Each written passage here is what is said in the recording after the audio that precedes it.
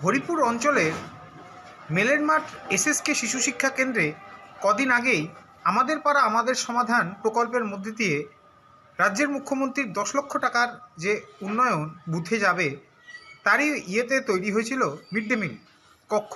আর সেখানেই এবার ছাদের পলেস্তারা ভেঙে পড়েছে, আর তাতেই অল্পের জন্য প্রাণে বেঁচেছে একাধিক পড়ুয়া।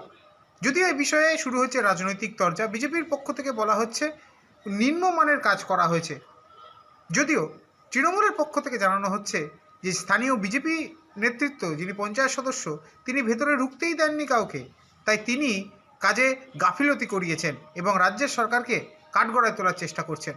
তবে এলাকাবাসীর দাবি, যতদিন না পর্যন্ত এই ঘটনার যারা ঊর্ধ্বতন কর্তৃপক্ষ তারা এসে কোনো রকম আশ্বাস না দিচ্ছেন, ততদিন তারা তাদের পরিবারের সন্তানকে এই শিক্ষা কেন্দ্রে পাঠাবে না। আমার বাচ্চারা সব স্কুলে এসছে, প্রার্থনা হয়ে গিয়েছে।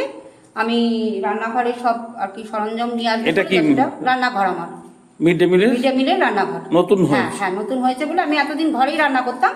এখন ঘরটা কমপ্লিট হয়েছে বলে আজকে আমি সব বাসনপত্র নিয়ে এখানে আর কি নিয়ে রান্না করা। যেই দরজাটা খুলেছি অমনি এটা ভেঙে পড়েছে। আমি তখন দরজার বাইরেই ছিলাম, ভেতরে থাকলে হয়তো আমার মাথার ওপরেই পড়তো। আর তাতেই শুরু হয়েছে এখন রীতিমতো চিন্তার বিষয়। যদিও বর্তমানে এই পলেস্তারা খসে পড়ার ঘটনায় এবং রাজ্যের মুখ্যমন্ত্রীর আমাদের পাড়া আমাদের সমাধানের প্রকল্পের বাস্তবায়ন কর্মসূচিকে নিয়েও এখন প্রশ্ন উঠতে শুরু করেছে রাজনৈতিক মহল।